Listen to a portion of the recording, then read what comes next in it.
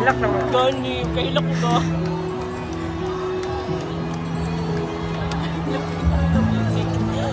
Yawa man yung music ko.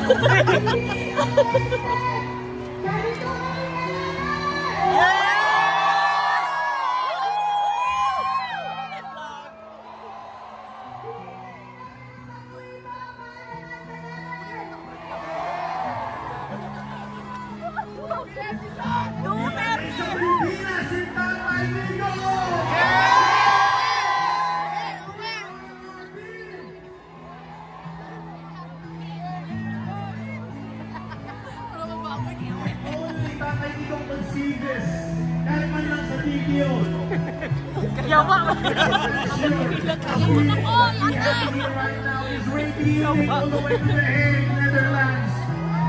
And we are really praying for the immediate release of our Tatay Digong.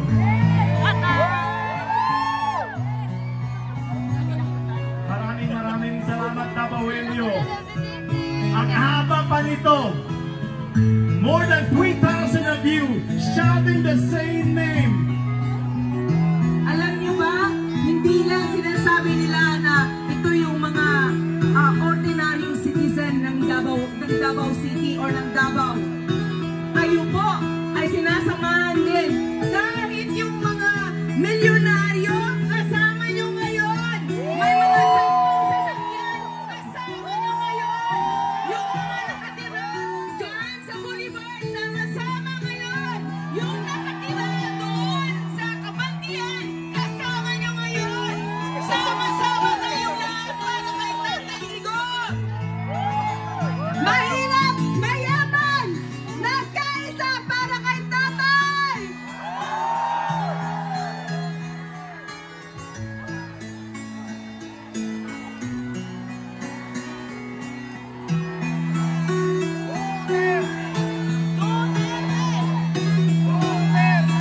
So, hindi totoo walang nagmamahal kay Tatay Digong. Totoo ba walang nagmamahal sa kanya?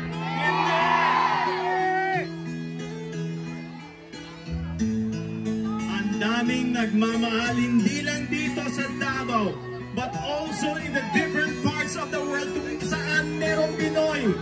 Barangay 23-C joins the Solidarity Walk for FPRRD. Barangay 14-3 Community. We call for justice, for reveal for our beloved and respected former president. Ito barangay namin, Barangay Alfonso Leonta Sr. Mga kabarangay, Barangay Salsa, Lea, mga barangay mo, mga taga-Salsa, magingay! Barangay Salsa, asa ba taga-Salsa? Barangay 3-A, magingay ng barangay! Bong, banga! Bisaya, yan no, anak. Napunta doon dito. Bisaya, kayo mo. Napunta rin pang...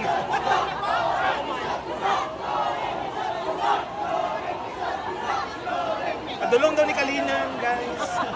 Yawa doon eh. Libot lakson, mga simbangan. Pagdalo pa rin. Marilog. Okay ra? Ito Buddha daw ni guys. Di, kadungog eh, naka-glass.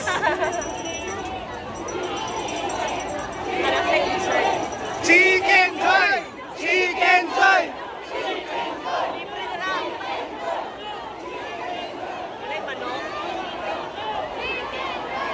Chicken joy! Chicken joy!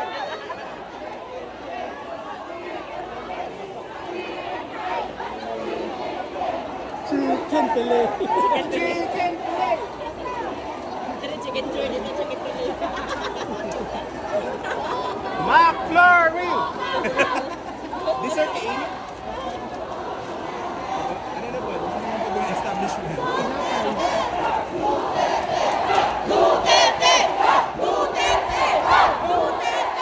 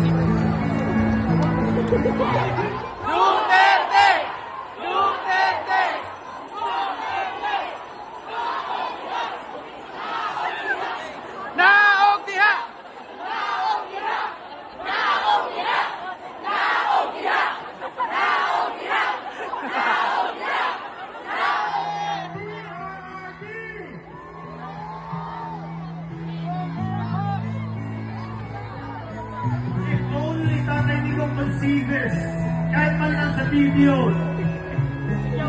But I'm sure the spirit that we have here right now is radiating all the way to The Hague, Netherlands. And we are really praying for the immediate release of our Tatay Digong.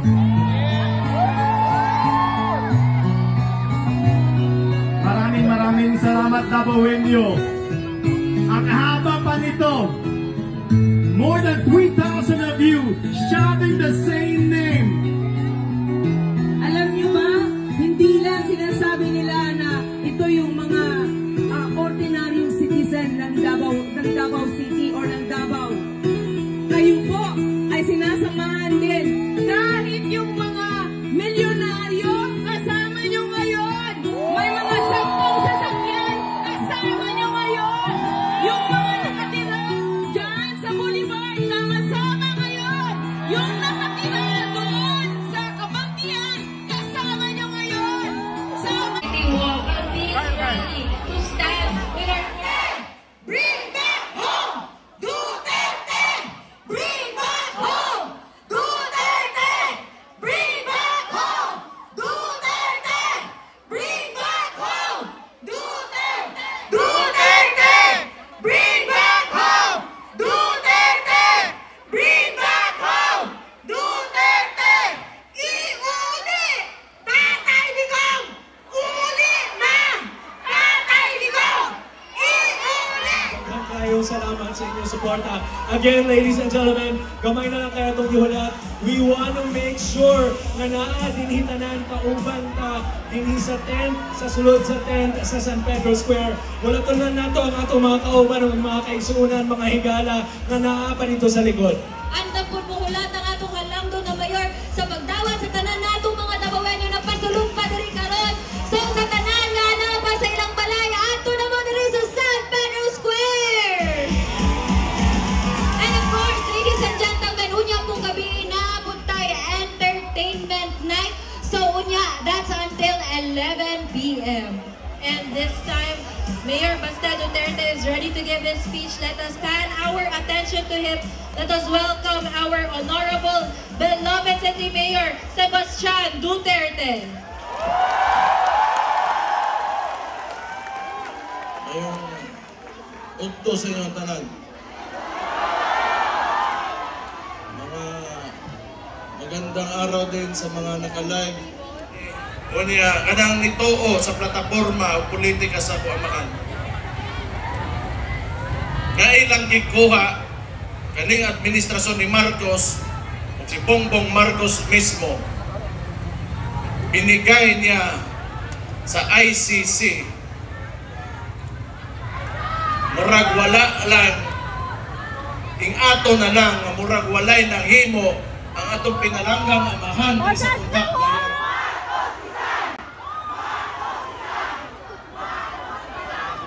Iba mo, si Rudy Duterte, nga nung naaresto siya, naasa diya karon sa ICC, kay ning barog siya sa iyang mga tinuuhan sa politika na tanaw niya may makapasaka o makapalambo sa kinabuhi sa mga Pilipino. Okay ba mo, dili gini panahon nga magluya-luya.